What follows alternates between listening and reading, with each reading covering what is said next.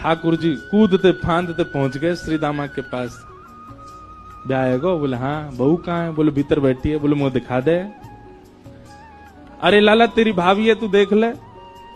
बोले भाभी ना है, वो बहू है। बोले बहू तो लाला मेरी है। ठाकुर जी बोले मोह तो ऐसा लोगो करती, बहू सबन की होए करे। श्री दामा बोले लाला तेरी बात ऐसी है, तेरी तो भाभी है। वो बोले अच्छा ठीक है, मैं देखता हूँ, नहीं देखूं तो सही बहू हो मैं कैसी है। मेरा ब्याह होगा तो पहले तो पता रहेगी। हाँ लाला मिलिया। ठाकुर जी जैसे ही पहुंचे, माधवी को पहले ही जाके बता दी। बोले श्री दामा के परम मित्र श्री कृष्ण आ रहे हैं मिलवे। ओहो, कृष्ण को नाम सुनते ही माने तो मुंह ढक लिया अपना। बोले जो वही है, जाते मैया ने कही मुंह छुपा के रखना। ठाकुर जी ने खूब अनुनय विनय किया, हाथ जोड़े पाम पूज लिए। बोले भाभी ने मुंह दिखाए दो। नहीं दिखाए। ठाकुर जी बोले तू जाने ना आया भाई, मेरे मुंह को देख, मेरे मुंह देखवे के काजे बड़े बड़े जोगी, बड़े बड़े तपस्वी, बड़े बड़े ध्यानी हमारे मुख को देखवे के काजे तड़पे, और हम तेरे सामने बैठे, तू हमें मुंह ना दिखा रही अपनो। माधवी ने मुख नहीं दिखाया। ठाकुर जी बोले ठीक है, तड़पेगी मुंह को देखवे के काजे। माधवी बोली मोए ना तड़पनो, मेरे पास मेरो खसम है, वही देख लूंगी, तुम्हें काय को देखना। ठाकुर जी ऐसे जाकर के रोने लगे। मैया बोली काय गुरो रा लाला। बोले मैया तेने मुझे इतनी बड़ी बात छिपाई। मैया बोली का छुपा दियो मैंने। बोले तेने मेरी ससुराल को नाम ना बतायो आज तक।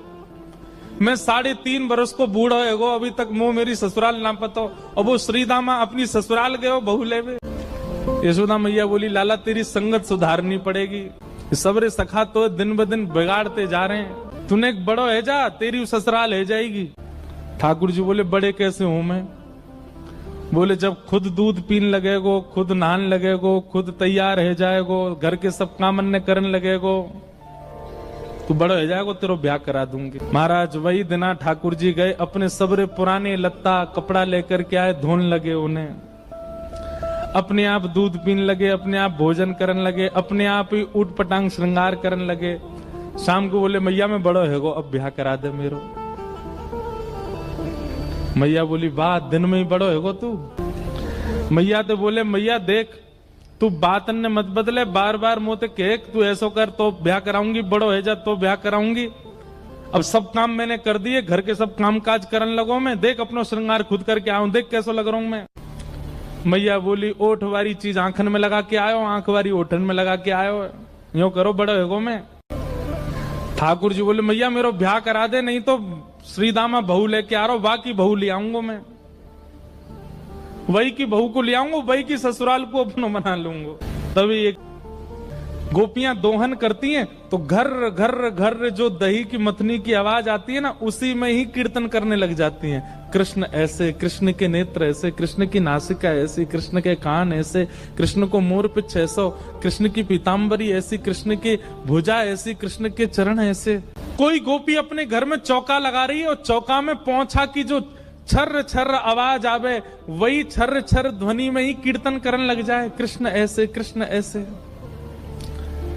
चल भर के रोज जाती है माधवी, लेकिन आज पता नहीं उस पात्र में इतना भार कहां से आ गया कि स्वयं ही नहीं उठा पा रही है। इधर उधर देखने लगी, याचना करने लगी, कोई तो आवे, कोई तो उठा दे, और तभी कोई नहीं है वहां। नंद नंदन श्याम सुंदर चलते हुए आ रहे हैं माधवी के पास। माधवी की मति घूम गई है, आधी रात ही आ गई, और तभी ठाकुर जी वहां पहुंच गए। पहले तो चाल देखी तो चाल पर मोहित हुई, फिर जब वक्ष देखा तो वक्ष पर, जब हाथ देखे तो हाथ की चलन पर मोहित हो गई, और मुख देखा तो भूल गई सुध बुध।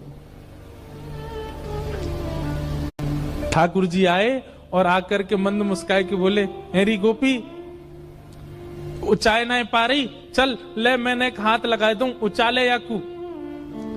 और एक तरफ से माधवी ने मटकी पकड़ी और दूसरी तरफ से ठाकुर जी आकर के नन्हे से गोपाल जी ने जैसे ही हाथ लगाया मटकी उठने लगी, लेकिन मटकी पर नेक सहारा देते माधवी रख लेती, ऐसा नहीं, ठाकुर जी मटकी उचा के, जैसे जैसे मटकी उच रही है वैसे वैसे ठाकुर जी लंबे होते जा रहे हैं और बिल्कुल माधवी के नेत्रन के सामने आकर के खड़े है गए। कटाक्ष नेत्रों के सामने कोई गोपी टिक नहीं पाती और माधवी को ठाकुर जी प्रत्यक्ष देख रहे हैं, सामने खड़े हैं कि।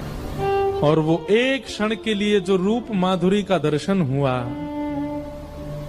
वो दर्शन देकर के ठाकुर जी खिलखिल करते हुए भाग गए वहां से। अब माधवी चाहती है कि पीछे भागे, लेकिन पैर स्तब्ध हो गए। माधवी चाहती है कि चिल्लाए कि रुक जाओ, पर बोल नहीं पा रही है। माधवी चाहती है कि इधर गए मैं नेत्र घुमा करके देख लूं, पर नेत्र घूम नहीं पा रहे। पूरा शरीर मानो जैसे एक स्थूल स्तब्ध एक मूर्तिमंत की तरह खड़ा हो गया। केवल नेत्रों से अश्रु गिर रहे हैं, कुछ नहीं कर पा रही, बेसुध है माधवी। वहीं खड़ी रही तब तक जब तक भोर में गोपियां जल भरने नहीं आ गईं। अश्रु जलों से जल पूरा वस्त्र भीग चुके हैं माधवी के। और तभी सब गोपियां आई, आकर के देख, अरे ये माधवी ये पहले ही आ गई जल भरवे। सब ने जाकर के हिलाया, स्पर्श के बाद भी माधवी हिल नहीं पा रही है। बस नेत्र लाल पड़े हैं, अपलक नेत्र हैं और नेत्रों से केवल अश्रु गिर रहे हैं। बोलना चाहती है, कहना चाहती है, चिल्लाना चाहती है, किसी को पकड़ना चाहती है, पर कुछ नहीं कर पा रही है। तब एक गोपी गई और यमुना जल लेकर के जैसे ही माधवी के मुख पे छिड़को, माधवी तुरंत सचल जैसी हो गई और धड़ाम से मूर्छित होकर गिरी। गोपियां सब उसके चरण मसलने लगी, हाथ पकड़ने लगी, सिर सहलाने लगी। और जैसे होश में आई, होश में आती बस रो रही है और पूछ रही है वो कहां है, मोहिनी मूरत सांवली सूरत, वो कहां है।